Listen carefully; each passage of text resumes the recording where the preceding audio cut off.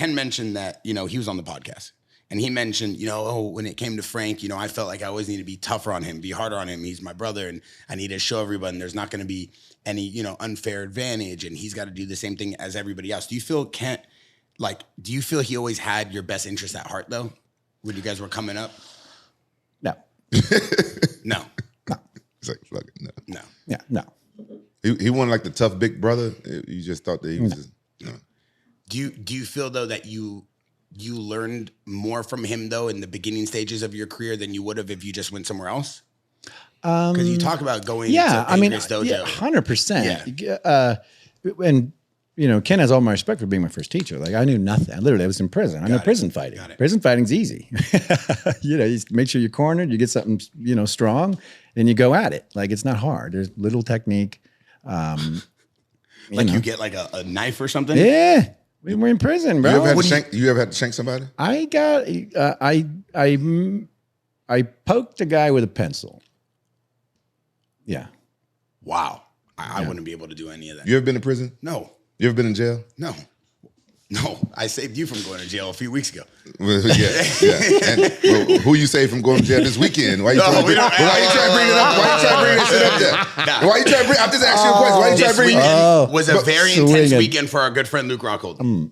It was very intense. He had some issues. I had to go handle him for him. I've never been in prison. I've never been in prison. I've been in jail. Yeah. I went to jail in Susanville. Nah. Yeah. I've been in that jail. I hated that jail. That changed my life. That's a crappy jail. Oh, that's a crappy jail. Yeah, that's a crappy jail. Oh my God. I spent some time there. So you come out of prison, though, you had no idea that you wanted to be a fighter. After you do the Ken thing and you go through all that system and then you start fighting and then you go overseas. When you were overseas, were you still part of Lions then, though? The whole time? Oh, okay. Yeah. So you stayed a part of Lions then the entire time? Until 1997. Got it. Yeah, that's when it fell apart.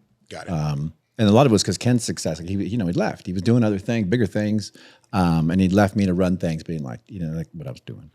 And so, and I was a knucklehead, to be truth. Like, you know, I'm sure I wasn't doing the best I could, but my focus was on learning.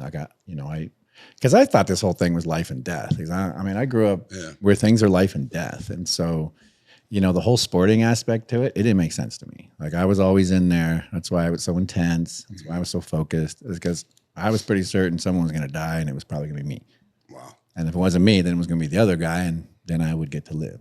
And so that's just how my brain works. Crazy way to look at fighting. Yeah. But I mean, you know, when I was in prison, the only real trouble I got into was social stuff. You know, so when I got to medium security, I started out in Corcoran, maximum security prison. Charles Manson was on the yard next to me. I was in level 4. And so that's as far as you can get, besides maximum security. So I started in level 4. And I slowly worked my way down. By the time I got and in level 4, nobody messes with nobody because they will just kill you. Like, if everyone's a hardened gangster, a criminal, a murderer. So there's no, people aren't messing with each other because everyone knows the result. People don't tease each other. People don't pick on each other. None of that. Everybody just walks around all super kind and respectful.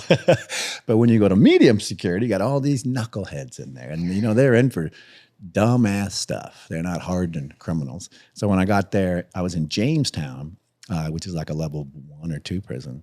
And there you're in dorm living. There's 18 people in a dorm, all mixed races. And so you got to work out amongst your group who watches the TV on a certain night, who's doing what the social rules are. So everyone agreed, hey, these are the rules. The Mexicans get the TV on Monday night. The whites get the TV on Tuesday night. Wednesday night is blacks night. Thursday night is others night. And then it just rotates like that. And nobody messes with the system because that's how things work. So I'm in there one day. Mind you, I walked alone when I was in prison. I didn't join a gang. I didn't do all this other dumb shit because I didn't want to get more time or have any commitments. If your gang gets in a fight, you get in a fight. That's the rules. You're in the gang. And I was like, I got to get out. So I never joined in that stuff. I always walked alone. But it made me a target. And I was big. I was scary looking. But every once in a while, and this is the once in a while, I'm in there watching TV one night. And a couple black guys come in and they're like, turn the channel to Living Color. That's when Living Color was on Thursday nights. And I said, oh, hey guys, you know, Mr. Nice Guy over here. Hey brother, it's the Others TV night. I'm the other. And the guy's like, Yeah. He just keeps changing the channel, puts it on his channel. 3-4 more guys come in. 3-4 more guys come in. And there's like 8 dudes standing around. And I'm going, oh, hey, excuse me, guys. Mr. Nice Guy. Hey, excuse me 1 minute. It's the others' night. I just want to remind you. And the biggest dude turns around and goes, yeah, fuck you. And in prison, that means he's punking me and bitching me. Yeah. And if I accept that, that means that everybody else in that dorm will come by and be like, yeah, well, fuck you, and take my shit. And in level 4, that's a death sentence, right? So I came from that world and this happened. I go, what would Frank do? So I went in the bathroom, got the mop wringer, a big plastic mop wringer, industrial sized one. I got some pencils, stuck them in my thing. I went out there and I smashed the first dude with that mop wringer and his whole head exploded. And then I pulled those pencils out and started poking fools. And I fought these 8 dudes until the police came. Wow. And then when they came, you know, these guys are all piled on top. There's blood everywhere. And they're like, what happened? I said, man, I went to turn the TV channel. These 8 black dudes slipped and fell on top of me. Now it gets worse. I do 60 days in the hole because I won't tell anybody. 60? 60 days in the hole because I wouldn't tell anybody. No, you know, I come from level 4. You don't tell anybody, you'll get killed.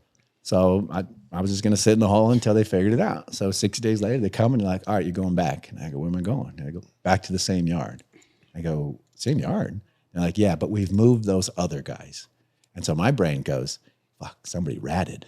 Because why would they move those guys and bring me back? If I'm the only guy who comes back, everyone's going to think I'm the rat. No. Yeah. And so I show up 60 days later and all those guys are gone. And I'm like, oh, man.